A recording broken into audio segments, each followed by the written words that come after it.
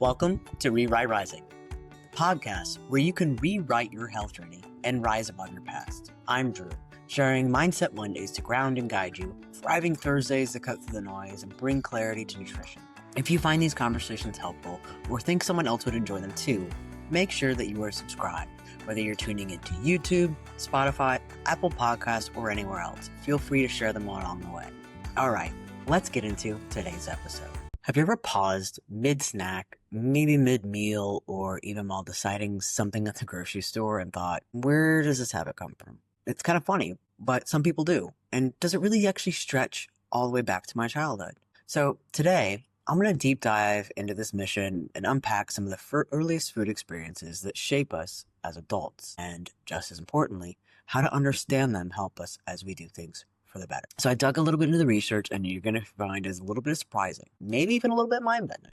Who knows? But it's not about the choices and habits that you have as an adult or even when you were a child. The food choices you might actually have been influenced from something called nutritional epigenetics. I know, it sounds a little bit like science fiction, but it's not.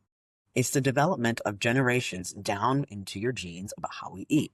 There's an invisible thread connecting your plate right now from your health all the way to your grandparents and more.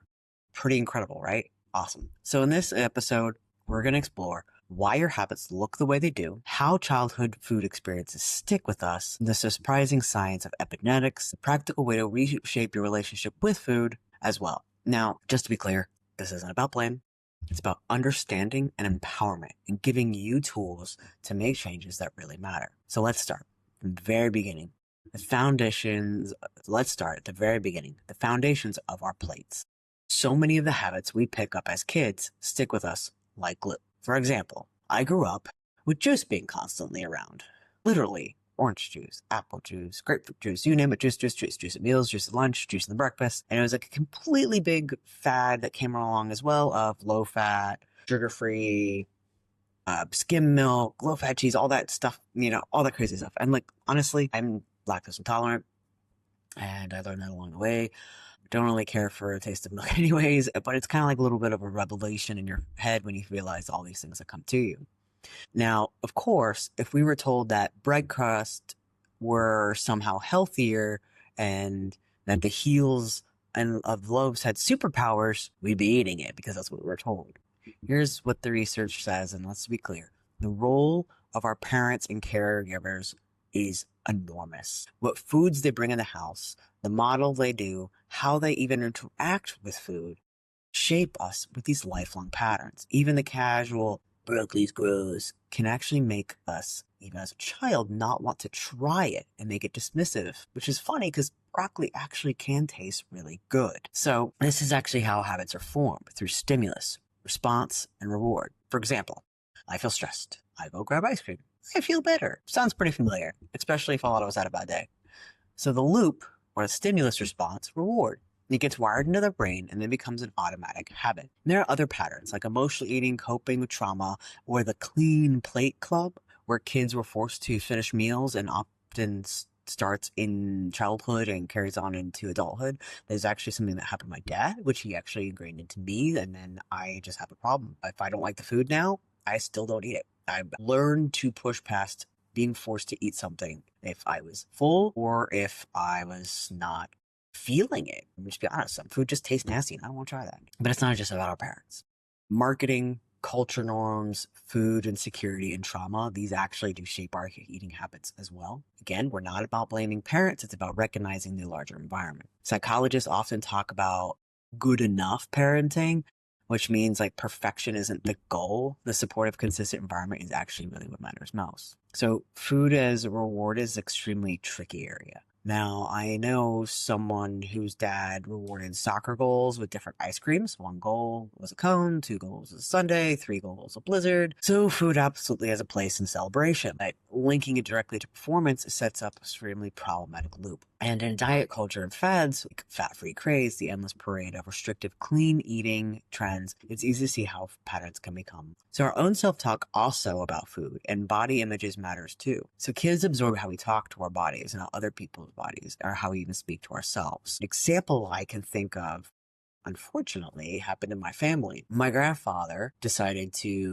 talk to my cousin's daughter and tell her that she was a little bit round. And at the time, she was maybe, I don't know, 10 or 11 years old. And I watched this little girl just put the plate down and walk away. She was willing to starve herself. I'm a little spicy, so I may have went up to my grandfather and poked him and said, well, you're pretty fucking fat yourself, dude. Like, this is a chick child. She needs nutrition. What's your excuse? Again, this was years ago. I was kind of a dick. I was really angry. I did everything I could to support my niece and be like, look, at the end of the day, we have different body styles. We all need different nutrients. You're allowed to eat what you feel and it makes you hungry. So let's go get some food. And remember, grandpa's an ass. That was the conversation.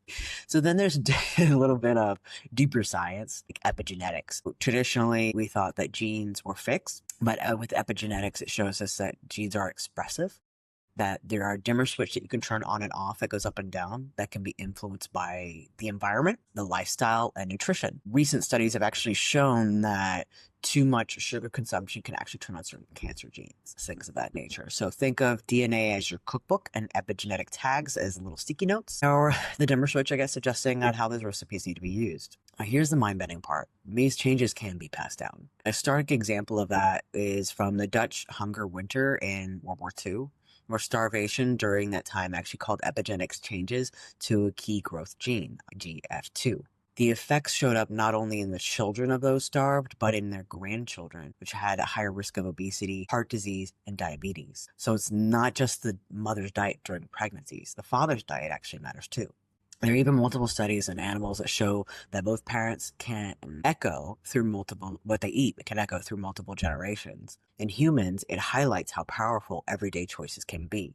So that high sugar, zero nutrient food that you might be obsessed with can actually be passed on to your child and your grandchild. So what does that mean for us? It means that habits are not destiny. Yes, the longer a habit runs, the more effort it takes to change. But change is actually always possible. And willpower alone isn't enough. I'm just going to be honest with you. Addiction is real. Food addiction is real. I mean, there are studies that rats rather have sugar than cocaine, so food addiction is real. We face decision fatigue at the end of the day. The key is setting up an environment so that the healthy choice becomes the easy choice and honestly the only choice. Don't drive past fast food places every day. Don't stock up your freezer with ice creams if you know you'll grab out an autopilot. If you're trying to cut back on your sugar consumption, do make sure you have fruits and veggies easily accessible. See, progress, not perfection. That is the real goal.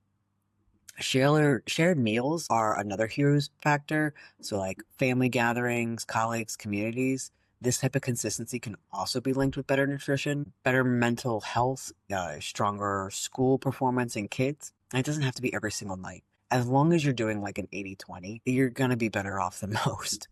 So research shows that even if 1 or 2 shared meals a week have great benefits, what matters most is the environment, conversation, positive attitudes, putting the devices away. So for our kids, I don't have any kids, plan on having any kids, but for kids, involvement is key. Helping stir a salad, choosing a veggie at the store.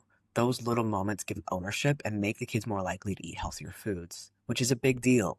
Childhood obesity is an epidemic right now, and there is concern that this younger generation is going to die before its parents. That's a really big deal. So gentle encouragement works better than pressure. And for adults, shared meals need to create a social connection and stability. Benefits all of us need. Okay, let's recap. Childhood habits matter, and sometimes more than we realize. Epigenetics shows that we can ripple through what we eat can ripple through generations. And we're not stuck. We can change our environments, shift our habits, and we can focus on progress instead of perfection. We can practice kindness towards ourselves and build healthier patterns. And we can harness the power of eating together, finding connection and joy in food.